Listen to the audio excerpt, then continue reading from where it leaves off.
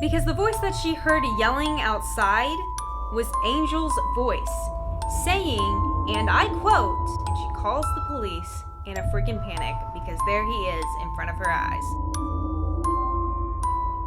This is Halloween, everybody make a scene. Don't dance in the dead of night. Hey guys, welcome back, or if you are new, welcome to my channel. My name is Courtney, and I'm here to give you the creeps. In a good way, I promise. If you're into true horror, I highly suggest that you hit the subscribe button and turn on the bell so you're notified every single time that I upload, because I come on here every single week and tell you guys another true and scary story, and you're gonna want that for spooky season. Okay, cool.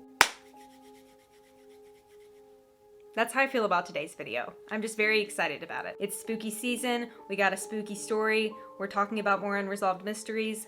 Big shocker, I know. I feel like it's fairly obvious, but I've just been really obsessed with these kinds of unsolved cases, these cold cases, missing persons cases. How many times can I say cases?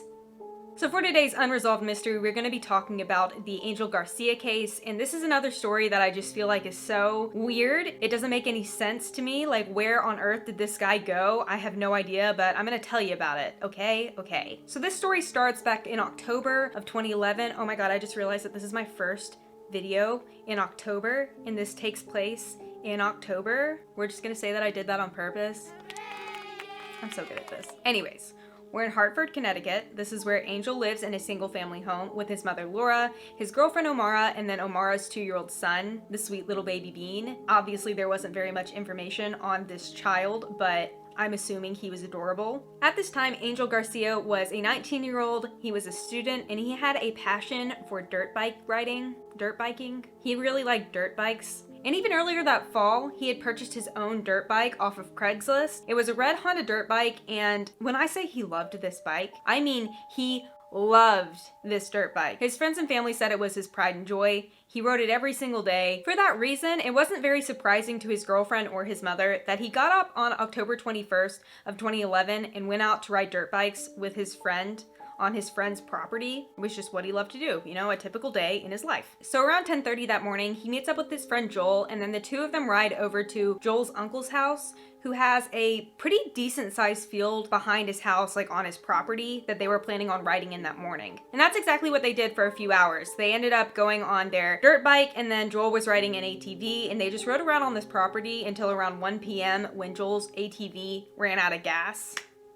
Bummer. So obviously, instead of continuing riding around on his dirt bike, Angel gets off of his dirt bike and then helps him push the ATV back up to the house because he's a good friend, or at least he sounds like a pretty good friend to me. I don't know. Once they get the ATV back up to the house, Joel decides to call it a day. He has a few things that he has to do that afternoon. This is when Angel tells Joel that he is going to East Hartford, to a different area of town where he can continue to ride his dirt bike that afternoon. Then Joel watches Angel ride off on his dirt bike headed east away from his uncle's house.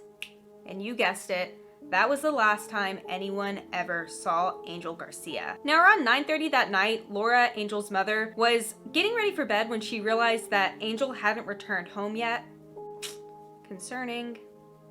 This can't be good. That being said, even though she was concerned, she didn't immediately panic just because it was only 9:30. He was an adult, he could make his own decisions, he didn't have a curfew, whatever. And then she gets ready and goes to bed because she has to be at work early the following morning.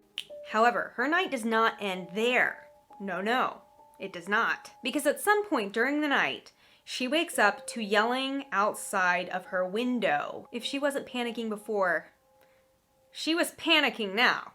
Okay? Because the voice that she heard yelling outside was Angel's voice, saying, and I quote, "Go ahead, break it." Does that not freak you out? Freaks me out, let me tell ya. Now, like I said, she was panicking, so she gets up and runs out into the hallway with the intention of going outside. This is where she runs into Angel's girlfriend, Omara, who also woke up by the loud yelling from outside of her window. So you know that it was loud, because I would sleep through that. I know a ton of people would sleep through that. You would too, don't lie. From there, the two women run out to the porch to see what the heck was going on. What were they breaking? Like, why are you screaming out in the parking lot in the middle of the night? However, when they get outside to their front porch, they find that no one was in the streets. No one was yelling. No one was there. Nothing was broken. What the heck? I love how I just turned into a southern woman. Like, oh my stars. Now, it was at this this point that Omara notes that she had not heard from Angel since 11 a.m. that morning, literally half an hour after he met up with Joel, so it had been a really long time since she'd heard from her boyfriend, which was very much unlike them. I think they were in pretty constant communication. She'd also said that she tried calling him a few different times throughout the day and that his phone kept going to voicemail, and that was also really concerning just because, again,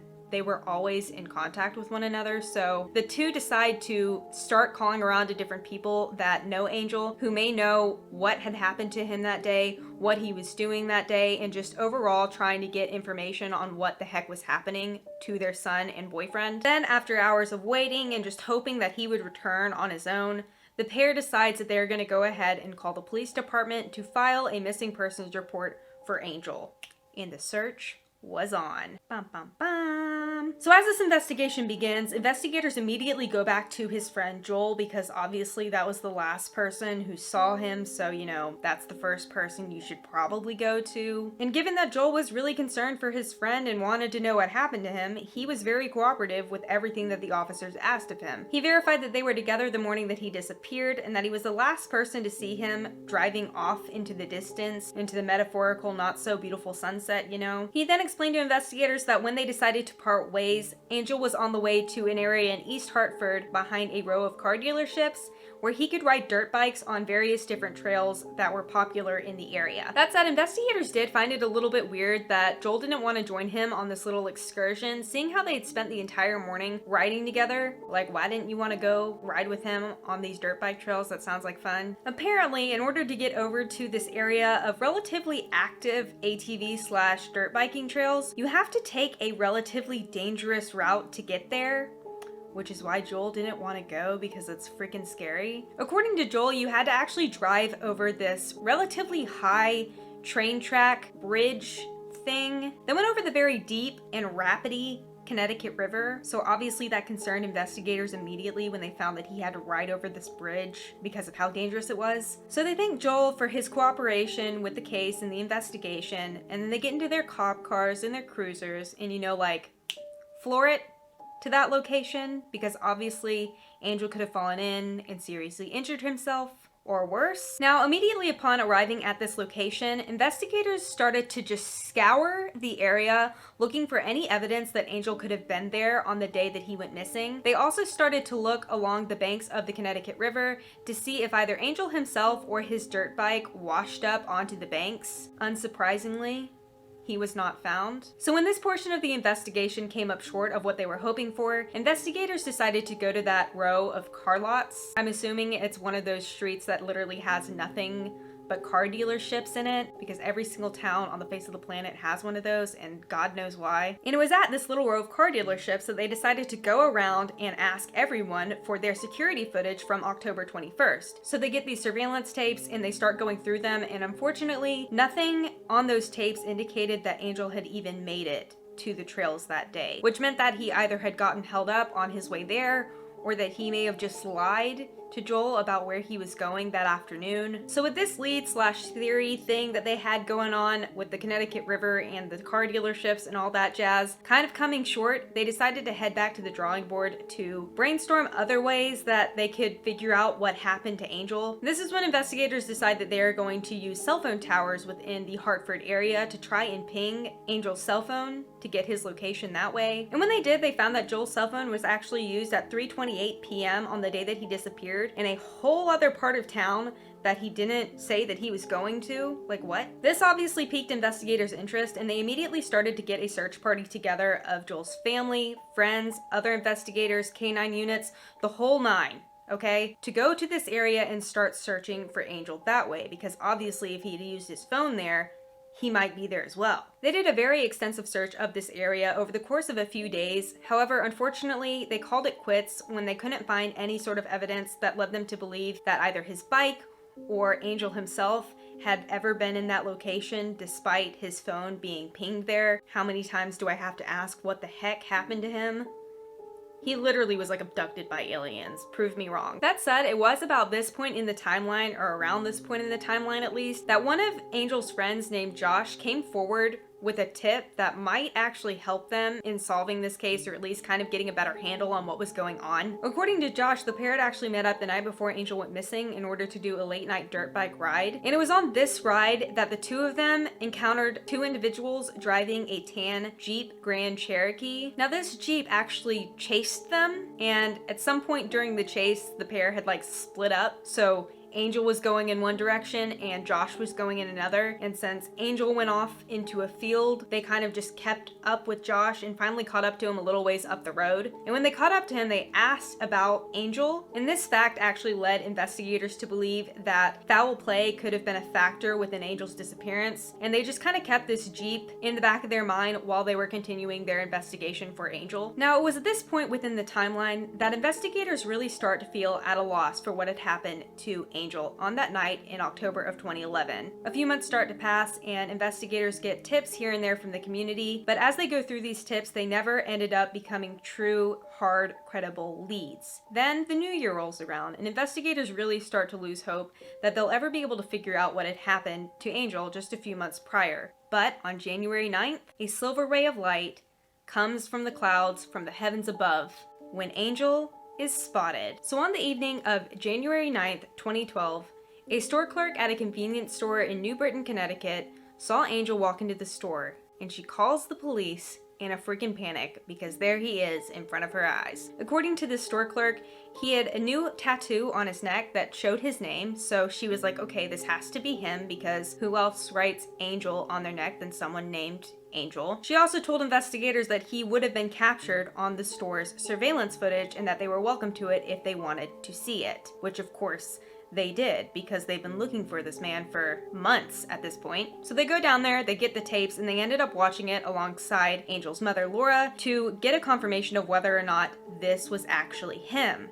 And to Laura's surprise, this man had a shocking resemblance to her son. She was certain it was him. So they were like, boom, he's in New Britain. We got him. Let's go. Now, a few days later, that same clerk ended up calling the investigators again and told them that, again, she had seen Angel at the store, but this time he was out in the parking lot. And they were able to capture a partial license plate number with the surveillance footage, which was even more exciting to them because they were like, okay, for sure, we can find him on this information. Congratulations to everyone involved. So with all of this information that they had been given from the convenience store, investigators and friends and family of Angel decided to go down to New Britain and start their own investigation there and kind of try to track down Angel that way. After a few days, they were able to find an individual with the same license plate number that had been seen at the convenience store a few days prior. This person also had a tattoo on their neck. However, as you guys probably would have guessed, this wasn't Angel. The tattoo said Ashley, and this lead too was just a big fail. Now, obviously this was an honest mistake on behalf of the convenience clerk. She was just doing her civil duty and didn't want to become a victim of the bystander effect, so I can't say that I really blamed her.